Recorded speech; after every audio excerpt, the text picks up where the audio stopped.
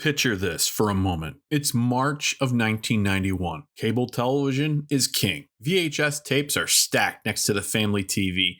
And if you're a pro wrestling fan, Monday nights at this time mean one thing: flipping on primetime wrestling. But remember, at this time, there is no more entertainment from both Gorilla Monsoon and Bobby Heenan. Primetime wrestling, as of February 18th, 1991, went through a reformat and now is being hosted by Vince McMahon and Bobby Heenan, with a live in-studio audience and Lord Alfred Hayes as the announcer. Nowadays, every wrestling fan knows the phrase, the road to WrestleMania. It's practically branded into the DNA of WrestleMania season. But back in the early 90s, that phrase wasn't really part of our vocabulary yet.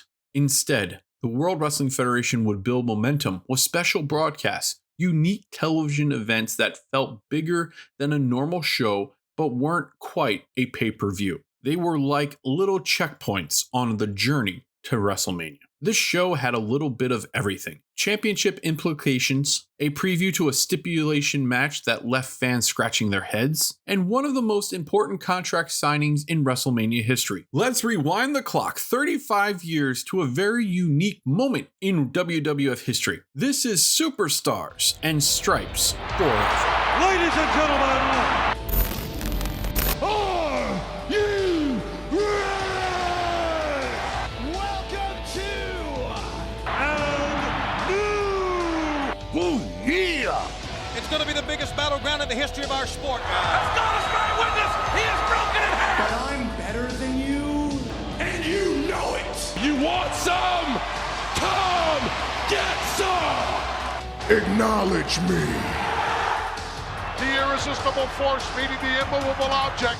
Welcome, wrestling fans, to the Wrestling Universe Channel's podcast, where pro wrestling fans discuss what we love: pro wrestling. So as always, if it's your first time listening in, we, the Wrestling Universe Channel, would like to thank you for taking the time to listen. And if you have returned, we want to give you a special shout out of thanks for sticking around the Wrestling Universe Channel. We invite you to follow us on YouTube and Spotify. Links below.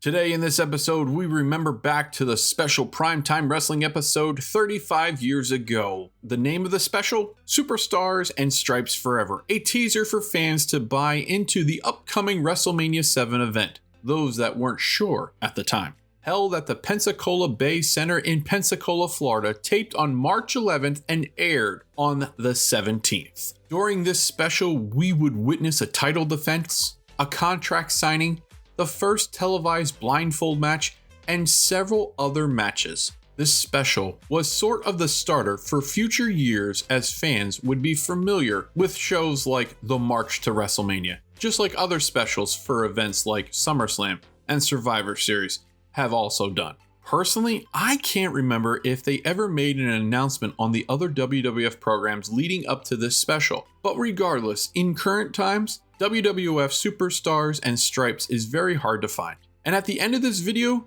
in our end card, will be a link to a created playlist with some videos we found from this special. By this time, pro wrestling fans were well aware of the WrestleMania match card, so I imagine many fans in attendance were unsure what the event was going to be like. There were a total of 7 matches for this special event, with one being for the Intercontinental title, as well as a blindfold match. Before this special, wrestling fans had only witnessed televised events like this prior to the Survivor Series.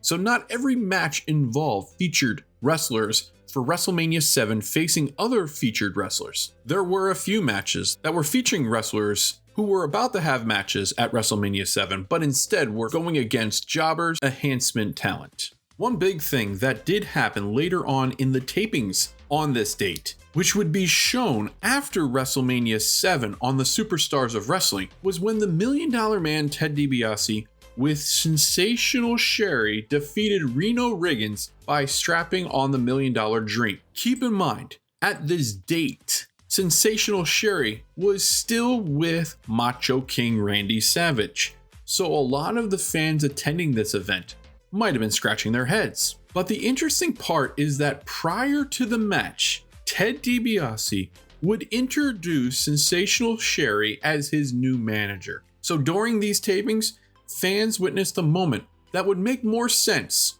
later on in future episodes.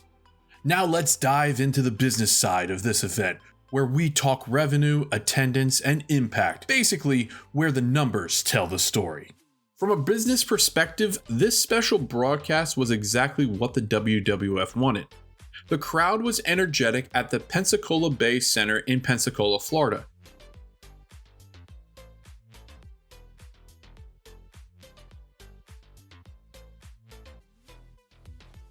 Even though, unbeknownst to the crowd, granted, we weren't there, so unsure if they actually announced this, the World Wrestling Federation was recording for a total of 2 Superstars of Wrestling episodes, and this special. In total, that is 19 matches these fans sat through. But indicated by ProFightDB.com, this Superstars and Stripes Forever was the first set of matches the crowd was witnessing for this taping on March 11th and would air on the 17th. Unfortunately, there isn't any actual attendance information and or ticket prices, but the typical house show tickets at this time in 1991 ran between $10 to $25. Alright wrestling fans, the moment has come where we dive in and unpack this event's match card. And let's take a moment to highlight this rundown the only way possible, with a little assistance from a voice of this time period. Our first match of Superstars and Stripes Forever is for the World Wrestling Federation Intercontinental title. Mr. Perfect defends his title against Shawn Michaels from the Rockers. The match begins with Mr. Perfect confidently controlling the early moments, taunting Shawn Michaels and trying to get inside his head. Michaels quickly responds with a fence of his own, landing an uppercut that sends Perfect retreating into the corner. Perfect then mockingly suggests a boxing exchange, and Michaels agrees, surprising him with a quick left hand that knocks Perfect down. Mr. Perfect rolls out of the ring to regroup as the referee holds Michaels back. Michaels doesn't wait long, launching himself over the top rope with a plancha that wipes out the champion on the floor and even sends the ringside cameraman scrambling. Shawn Michaels keeps the momentum going until Mr. Perfect counters by dropping him across the guardrail at ringside. As the action spills outside, Marty Jannetty comes down to ringside to check on his partner. After a commercial break, the match resumes with Mr. Perfect firmly in control. Mr. Perfect drives Shawn Michaels down with a clothesline on the apron and repeatedly bounces his head against the mat. He follows up with a knee strike that sends Michaels through the ropes before turning his attention toward Jannetty at ringside. Back inside the ring, Mr. Perfect slows the pace, grounding Michaels and snapping his neck across the mat. When Perfect attempts a backdrop, Michaels counters with a kick, leaving both men down momentarily. The champion recovers first and locks in a sleeper hold, dragging Michaels down to the mat. Michaels eventually fights his way back up and escapes with a jawbreaker. Mr. Perfect regains control with a knee lift and begins taunting Jannetty, even slapping him at ringside. Jannetty responds with a slap of his own, escalating tensions. Bobby the Brain Heenan then leaves the commentary table and heads to ringside, arguing with the referee. While Marty Jannetty deals with Heenan, Mr. Perfect slips outside the ring and drives Jannetty into the ring post with a knee. Back in the ring, the pace picks up as Shawn Michaels rallies. A quick exchange of reversals ends with Michaels sending the champion into the corner, where he gets caught against the ring post. Michaels continues the comeback, targeting Mr. Perfect's leg and nearly securing a victory with a clothesline. Moments later, Michaels connects with a super kick for a near fall. Shawn Michaels then hits a corkscrew neckbreaker and climbs to the top rope, looking to finish the match. However, Bobby Heenan causes a distraction from ringside. Perfect uses the opportunity to attack Michaels from behind and prepares to deliver the Perfect Plex. Before the move can be executed, the Big Boss Man rushes to the ring and strikes Mr. Perfect with his nightstick, resulting in a disqualification at 10 minutes and 26 seconds. Perfect quickly retreats from the ring as Boss Man checks on Shawn Michaels. Boss Man raises Michaels' hand in the ring and then leaves. As the Big Boss Man is greeting the crowd one last time before going through the curtain, Andre the Giant appears. Boss Man cautiously approaches, unsure of the Giant's intentions. Instead, Andre extends his hand, and the two share a handshake. Andre then raises Boss Man's hand in a surprising show of respect. This is the only match from the card that Dave Meltzer gives his rating, with an astounding 4 stars. The show then transitions to the official contract signing for the upcoming career versus career match between the Ultimate Warrior and the Macho King Randy Savage at WrestleMania 7. The Macho King signs the contract first. He confidently states that Warrior will be defeated at WrestleMania and insists that nothing will prevent the outcome. As tensions rise, Randy Savage is reminded of the stipulations attached to the match. Savage then addresses WWF President Jack Tunney, declaring that he represents everything the WWF stands for and insisting that Warrior will not bring an end to what he calls the madness. Savage then demands that Warrior sign the contract. Warrior responds by warning to the Macho King that after WrestleMania, the only thing remaining from Savage's career will be memories of what once was. Warrior signs the contract and immediately flips the table over, escalating the intensity of the moment. At that point, the arena atmosphere changes as the entrance theme of The Undertaker begins to play. Undertaker walks to the ring accompanied by Paul Bearer. The two enter the ring and silently confront Warrior. Warrior responds by beating his chest and shaking the ring ropes before exiting the ring, leaving the tension unresolved. The brief confrontation strongly hints at a potential rivalry between Warrior and Undertaker following WrestleMania, while the contract signing firmly establishes the stakes for the upcoming match between Warrior and Savage. The British Bulldog, Davey Boy Smith, makes his way to the ring accompanied by his bulldog, Winston, a visual that helped reinforce the British Bulldog persona during this period of the WWF. Once the match begins, Smith quickly establishes control using his strength advantage against enhancement talent Jim Corbett. Corbett attempts to gain leverage with a full Nelson, but Davey Boy powers out and reverses the hold, shifting the momentum back in his favor. The British Bulldog then lifts Corbett into a delayed vertical suplex, holding him in the air before bringing him down to the mat. Moments later, Davey Boy follows up with his signature running power slam, securing the pinfall victory in 1 minute and 32 seconds. Up next, fans witness a broadcast debut of the blindfold match between Koko B. Ware and the model Rick Martel. Giving everyone a sneak peek to what to expect at WrestleMania 7, the match begins with immediate tension before the stipulation is even fully in place. Martel gets in Koko's face and shoves him, which sparks a brief exchange as Koko fires back, while the referee tries to get both wrestlers to put on their blindfolds. Martel briefly leaves the ring area before eventually returning to comply with the stipulation. Once the match officially begins, Martel quickly removes his blindfold without the referee noticing and takes advantage of the situation, attacking Koko while Ware still believes his opponent is also blinded. After the referee restores order and forces Martel to put the blindfold back on, both competitors are now genuinely wrestling without sight. The two men cautiously feel their way around the ring, swinging in the general direction of where they believe the other might be. Eventually, Martel manages to locate Koko and secures control of the situation. He applies the Boston Crab, forcing Koko B. Ware to submit at 4 minutes and 32 seconds. Following the bell, Martel continues the assault, attacking Koko B. Ware after the match has already been decided. Greg the Hammer Valentine faces Scott Allen in a short enhancement match, designed to showcase the Hammer's methodical in-ring style. From the opening moments, Valentine takes control by targeting Allen's arm, slowing the pace and establishing his trademark technical offense. After softening up the limb, Greg Valentine transitions his attack to the upper body, applying pressure to the neck while maintaining complete control of the match. Allen attempts to create some separation, but Valentine quickly shuts down any momentum. The Hammer continues to dictate the pace before delivering a gutbuster that leaves Allen vulnerable on the mat. With Allen weakened, Greg Valentine locks in his signature figure 4 leg lock, forcing the submission and securing the victory at 2 minutes and 59 seconds. We move on to a match where Hulk Hogan attempts to chip away at Sergeant Slaughter's ally, General Adnan. The match begins with General Adnan ambushing Hulk Hogan before the match can properly get underway. Adnan attacks from behind, raking Hogan across the back and trying to gain an early advantage. As Hogan attempts to recover, Adnan lowers his head for a backdrop attempt, but the move backfires. Hogan quickly counters with a kick to the face that stops Adnan's momentum, then follows up with a powerful clothesline that drops him to the mat.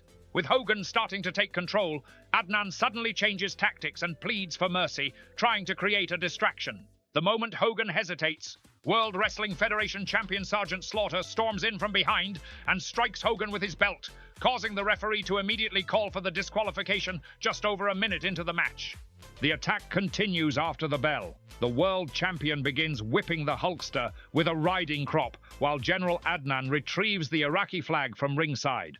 The two men continue the assault as Slaughter uses the flag as another weapon against Hogan.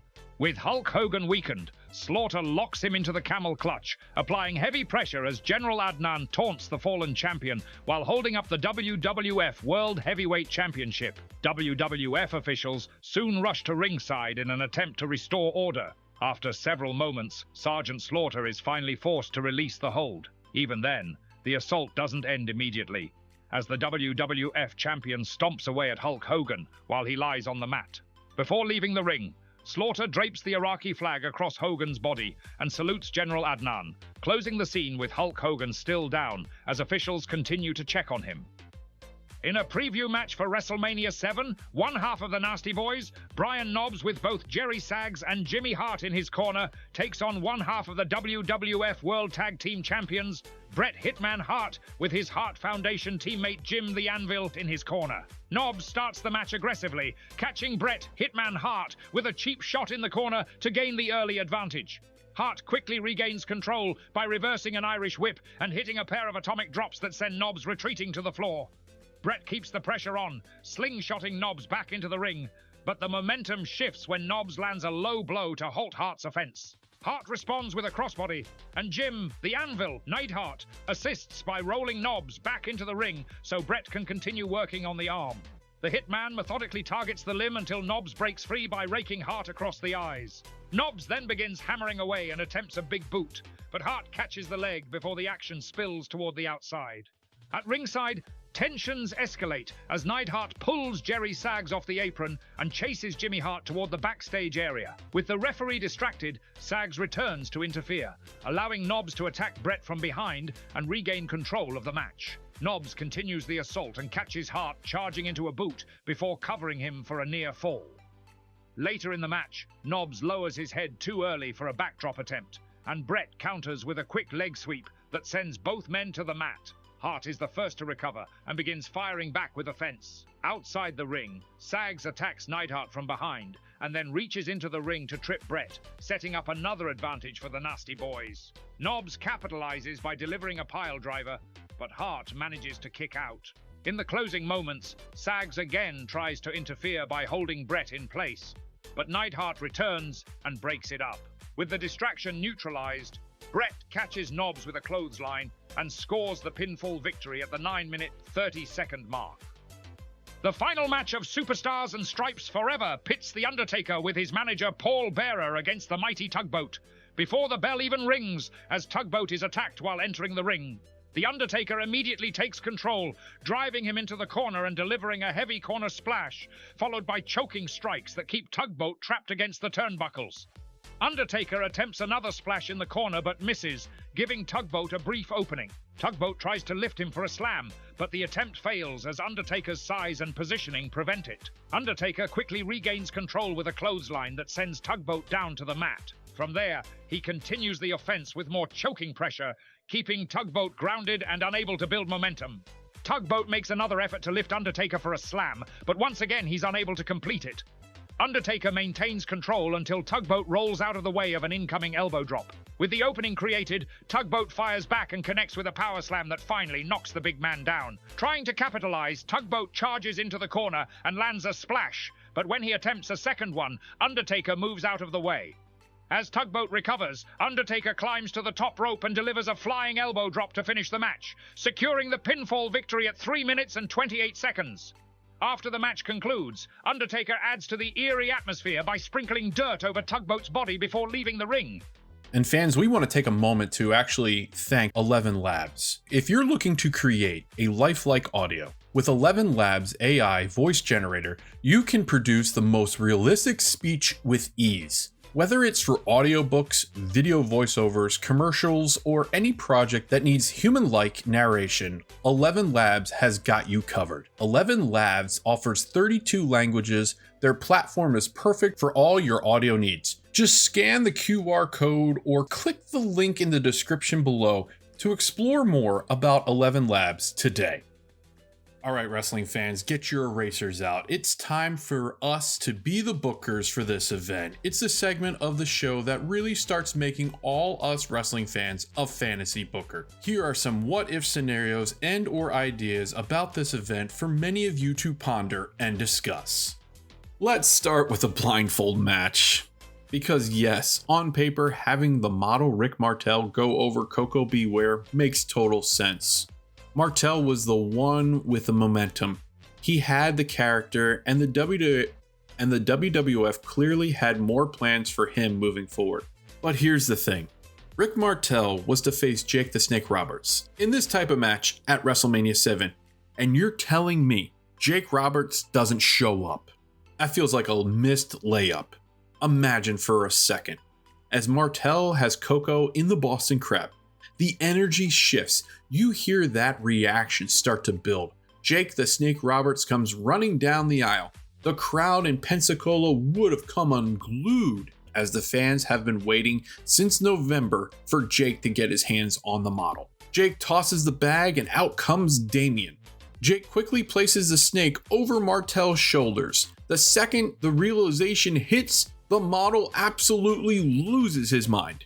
Ripping the blindfold off, stumbling, screaming, trying to get out of the ring, and eventually bolting straight up the aisle like his life depends on it. And just like that, you have taken what was a novelty match and turned it into a must-see WrestleMania teaser moment. Now, the second what if is more about overall structure of the show. Because while Superstars and Stripes Forever delivered on key moments, you can definitely argue that it could have felt even bigger with a few more feature-level matches involving WrestleMania talent. For example, take Greg the Hammer Valentine. At WrestleMania 7, he's set to face the Earthquake.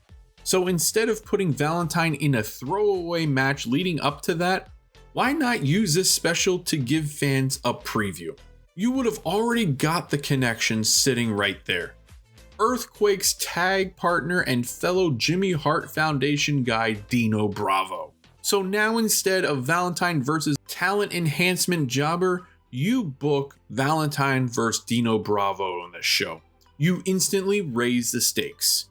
You've got Jimmy Hart in the corner, you've got that built-in alliance tension, and you can tell a simple story. Valentine trying to gain momentum heading into WrestleMania while dealing with someone directly connected to the Earthquake.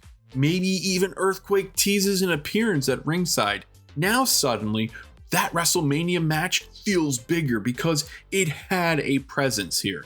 And in ways, the same thing goes for the British Bulldog Davey Boy Smith. He's heading into WrestleMania 7 to face the Warlord. Another powerhouse, another physical imposing opponent. Instead of a random matchup with an enhancement talent jobber, you slot him against one like Hercules or Paul Roma, members of Power and Glory, both managed by Slick, the same manager guiding the Warlord. Now you've got the theme. It makes the world feel connected, and it gives fans a reason to invest these WrestleMania matchups beyond just a quick promo or a highlight package. And what were the standouts for this event? What made the highlight reels and moments as well as the botches, the mistakes, the lookaways? Here are some from this event. The match of the night easily goes to Mr. Perfect versus Shawn Michaels. It was athletic, exciting, and served as an early preview of what kind of performer Shawn Michaels would eventually become. The botch of the night, well, that might go to the general confusion of the blindfold match itself, because this was the first for general television audiences to witness a blindfold match. Prior to this special, this match was only seen in some house show events, where it was Jake the Snake Roberts taking on the model Rick Martel. And what about the pop of the night? What got fans overly excited, got them on their feet, caused pandemonium? Let's take a listen, shall we? Disgraceful. Man, the veins in your neck are sticking out. Relax. All right, here we go. Boy, you need a straight jacket.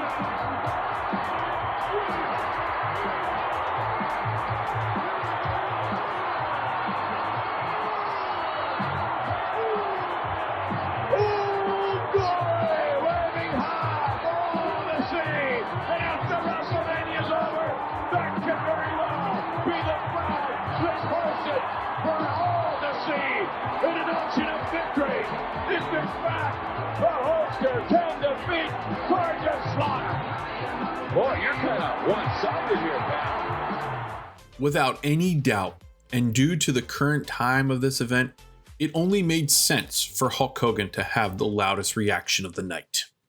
Looking back today, Superstars and Stripes Forever is a fascinating snapshot of the WWF in 1991. It captures a company in transition, still rooted in the spectacle of the Hulk Hogan era, but beginning to showcase the next generation of talent, like Shawn Michaels and The Undertaker. More importantly, the show played a key role in building storylines, current and possible future. 35 years later, this special broadcast remains a fun reminder that sometimes heading to WrestleMania wasn't just about weekly television. A pay-per-view event needed just a little bit more steam. Sometimes it took a unique night like this one in Pensacola, Florida, to push the story forward towards the greatest spectacle in sports entertainment history. As always, we appreciate and thank you all for taking the time to be a part of our episode here on the Wrestling Universe channel. Please let us know how we did, or if you have anything you would like to contribute to this episode, we would love to hear your feedback. And you know the drill. Follow us on all of our social platforms, Instagram, YouTube, and Spotify, and we look forward to the next episode. So long, wrestling fans.